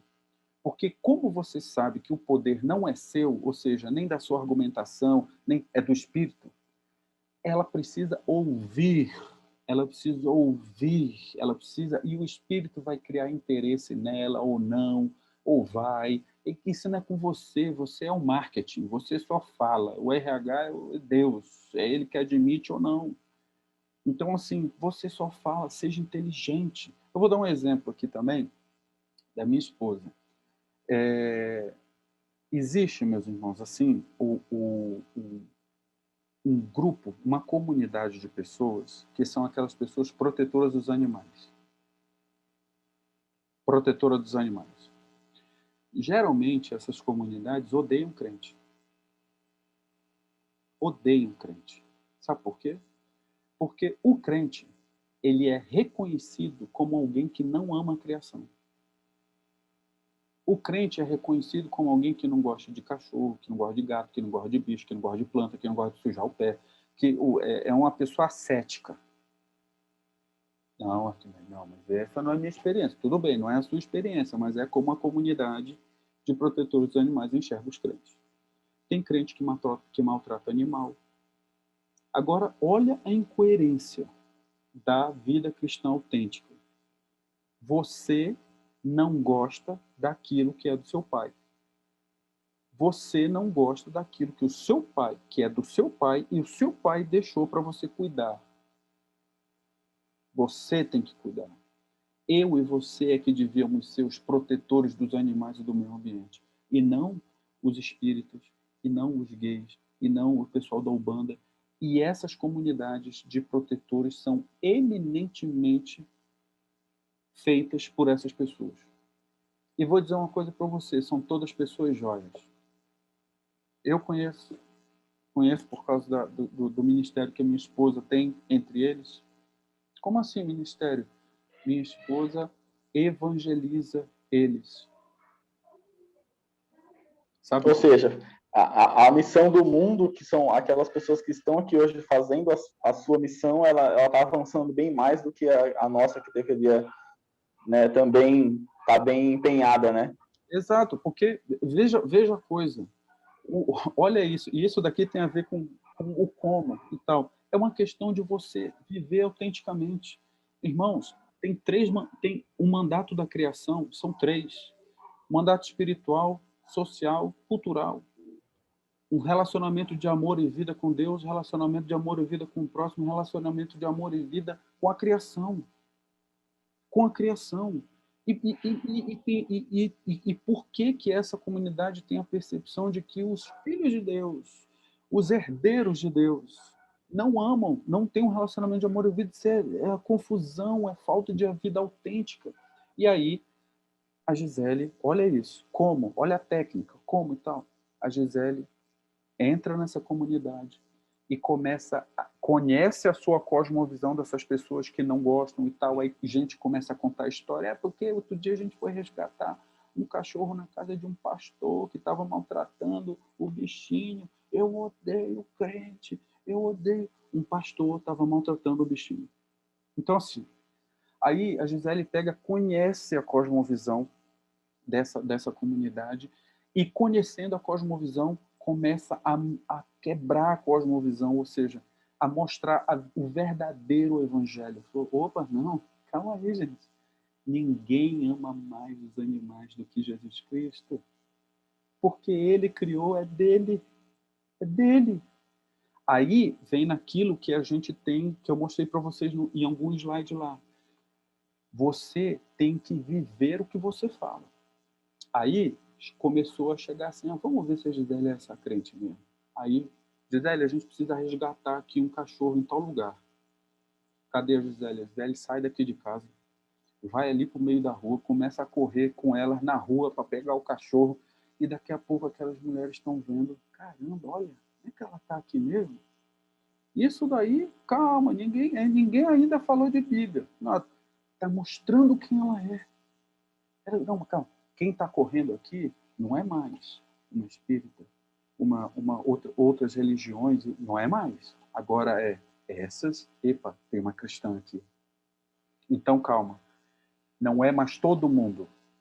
É todo mundo menos ela. Ah, já mudou. Já mudou. Aí daqui a pouco me conhecem. Aí a gente pega e tal, pô, tem 4... Outro dia eu até falei pro Rodrigo, tinha 4 cachorrinhos que foram resgatados, desse tamanhozinho, coisa mais linda. Meu Deus, não tem onde essas cachorras ficarem, onde essas cachorras vão ficar e tal. Bom, a Gisele que foi resgatar, mas não tinha onde deixar as cachorras. Vai ficar onde as cachorras? Vai ficar aqui, na tua casa, em casa, até todas serem adotadas. E, gente, em tudo, aí sim, as pessoas começam a dar a você os ouvidos, porque elas querem saber por que você é diferente. Elas querem saber, aí você, Jesus, Evangelho, eu faço isso porque ele ama e tal. Aí a última cachorrinha das 4 que foram adotadas aqui, a mulher que veio aqui, a gente já pegou, já dei, elas chegaram, aconteceu uma situação, eu já peguei, já dei um testemunho falando, olha, não, porque eu orei a Deus e a cachorrinha escolheu vocês e tal. E a mulher saiu daqui dizendo assim, vamos lá em casa para vocês almoçarem. Vamos ser amigos. É isso, irmão. É isso. É isso. Viva de forma autêntica. Não abra mão dos seus valores, não abra mão de quem você é. A sua identidade tem que exalar Cristo. E as pessoas vão fazer assim para você. Ei, por que você é assim? As pessoas não têm raiva do verdadeiro evangelho. Muitas vezes não têm. Muitas vezes não têm. Às vezes terão. Às vezes terão. Mas muitas vezes a pessoa tem raiva de você. É do mau testemunho que você dá. É isso, sabe? É isso, cara. É isso que Cristo fazia. É isso que Cristo fazia. As pessoas seguiam ele, irmão. As pessoas seguiam ele. Muitos seguiam ele porque perceberam que podia encher a barriga ali. Tudo bem, quando ele percebeu isso, já deu um corte já. Mas as pessoas seguiam ele para ouvi-lo. E Jesus não abriu mão da palavra. Não abriu mão da santidade, não abriu mão da boa teologia, não abriu mão da glória de Deus, não abriu mão de dizer arrependam-se. Não abriu mão. Também não é assim, agora eu vou ser bacana com todo mundo, para todo mundo ser meu amigo. De jeito nenhum. Eu vejo, Gisele não faz isso. E sabe que a coisa que é mais bacana? Outro dia eu fiquei super orgulhoso dela, porque a gente estava numa missão.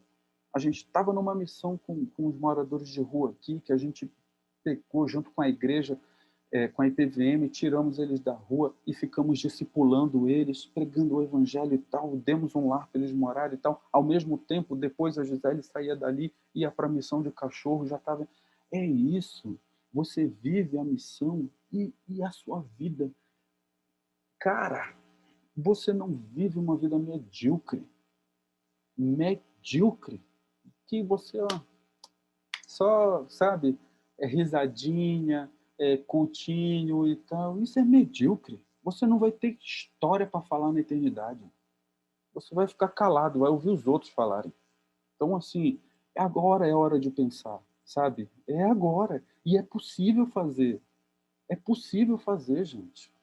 É possível fazer. Isso que tem, assim, cada um que está aqui, é possível. E não é possível por causa de você. É possível por causa de quem você serve, de quem escolheu morar em você. Sabe? É isso. Esse é o lance.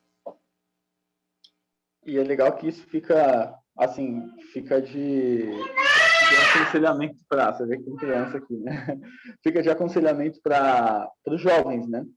Hoje tem muito essa questão de você ter um receio de você ser... É uma palavra que estão usando muito hoje, né? Você ser cancelado, né?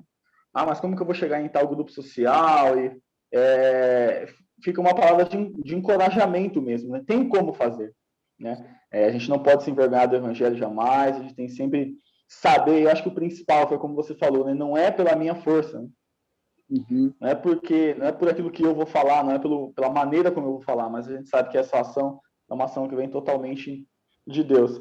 E é legal também porque você falou, né? Eu acho que o primeiro passo para a gente saber, e isso envolve muito o jovem, porque o jovem ele está, na maioria das vezes, em muitos lugares, mas é saber onde eu estou pisando, né? Você citou em um momento da palestra aqui que o primeiro passo para você fazer uma missão é você saber onde você está pisando. Então, quando você entende essa cosmovisão da pessoa, onde ela está fechada e tudo aquilo que ela imagina que seja o correto, e você começa a adentrar ali e mostrar para ela, de fato, o quão maravilhoso é o Evangelho.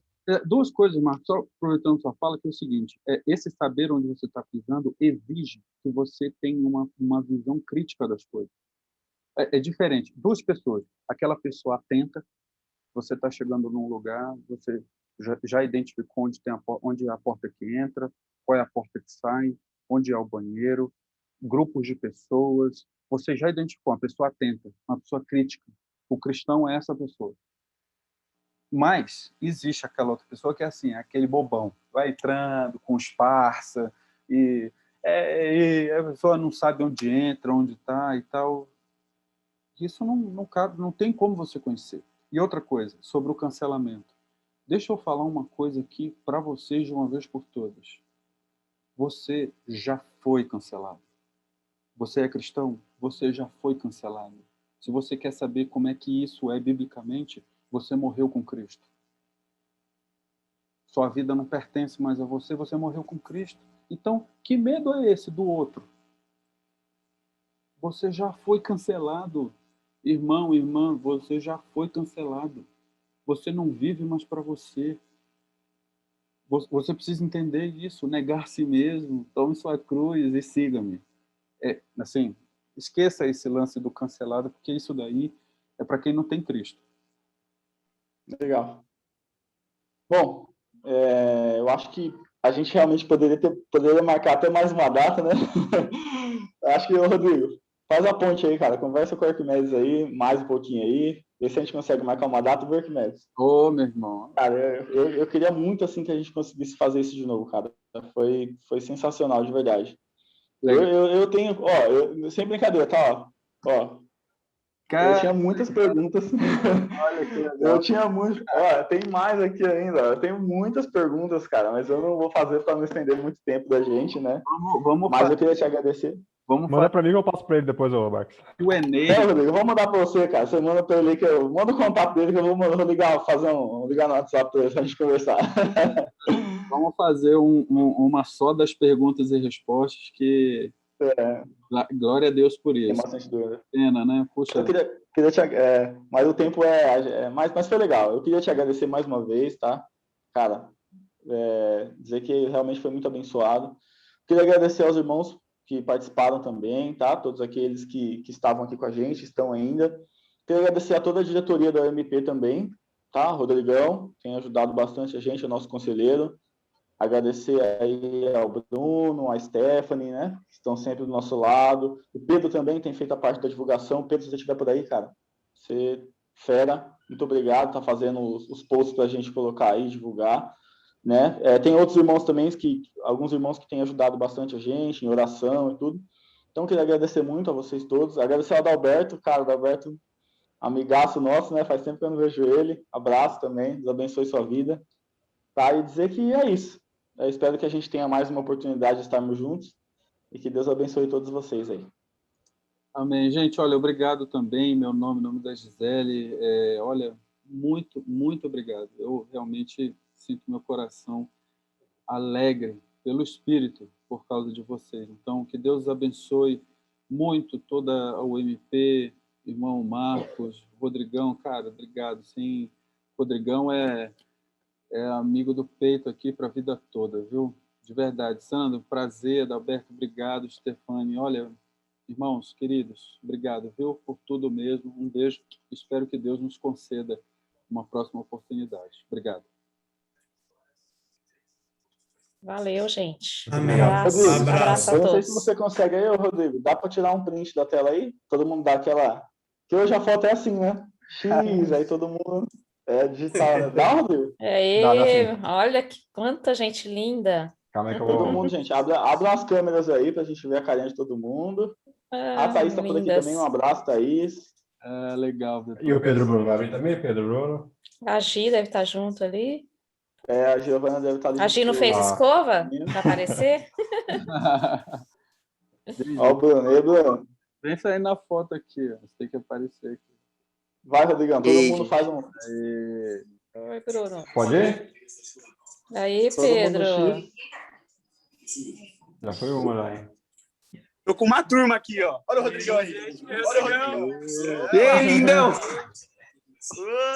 Foi. Boa. Calma aí, deixa eu outra aqui, isso aí, ó. Aí, beleza. É isso aí, gente. Obrigado. Deus abençoe Muito bom, todos hein? vocês. Obrigado mesmo. Amém. Falou! Abraço. Valeu! Tchau, tchau. Tchau pra todos, Deus abençoe. Boa noite, pessoal. Tchau, tchau.